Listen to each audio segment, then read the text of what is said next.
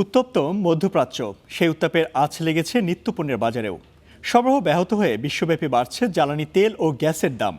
মধ্যপ্রাচ্যের জলপথে অচল অবস্থা অব্যাহত থাকলে বিশ্ববাজারে আরও অস্থির হওয়ার শঙ্কা বিশ্লেষকদের।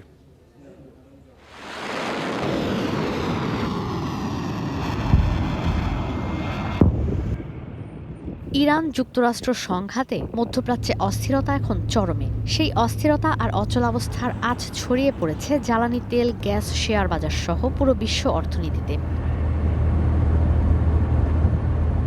সংঘাতের জেরে জ্বালানি তেল, গ্যাস সরবরাহের গুরুত্বপূর্ণ জলপথ হরমুজ প্রণালীর পুরো নিয়ন্ত্রণ নিয়েছে ইরান। এরপর থেকে এই গেটওয়ে পার করতে পারছে না কোনো জাহাজ।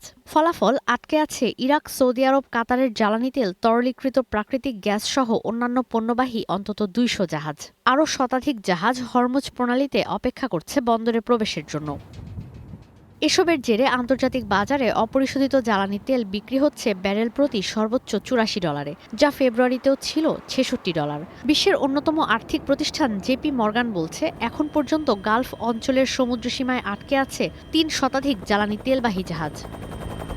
বিশ্লেষকরা বলছেন, এই সংকট অব্যাহত থাকলে আন্তর্জাতিক বাজারে এক ব্যারেল জ্বালানি তেলের দাম $১০০, এমনকি $১৫০ উঠতে পারে। মধ্যপ্রাচ্যের সংঘাতের কারণে নিরাপত্তা ইস্যুতে হরমুজ প্রণালীর আরেক পাশে লোহিত সাগরে অবস্থিত বাব আল মান্দেব প্রণালী দিয়েও পণ্য আমদানি রপ্তানির সাহস পাচ্ছে না শিপিং কোম্পানিগুলো।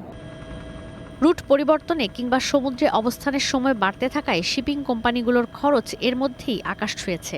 জ্বালানি তেল উত্তোলক ও রপ্তানিকারক দেশগুলোর সংগঠন ওপেক দৈনিক ২ লাখ ব্যারেল তেল উত্তোলন বাড়ানোর পদক্ষেপ নিলেও হরমুজ প্রণালী বন্ধ থাকলে জ্বালানির দাম আর নিয়ন্ত্রণে থাকছে না বলে মনে করছেন বাজার বিশ্লেষকরা।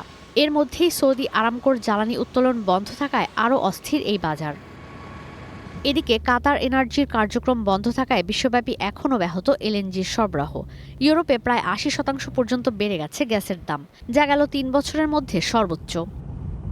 অন্যদিকে পণ্যবাহী কন্টেইনারও পাড়ি দিতে পারছে না হরমুজ প্রণালী। তাই বিকল্প পথ আফ্রিকার কেপ অফ গুড হোপ দিয়ে জাহাজ পরিচালনার সিদ্ধান্ত নিয়েছে অনেক শিপিং প্রতিষ্ঠান, যাতে গন্তব্যে পণ্য পৌঁছানোর সময় বেড়ে যাচ্ছে অস্বাভাবিকভাবে। ঈশিতা ব্রহ্ম, স্টার নিউজ।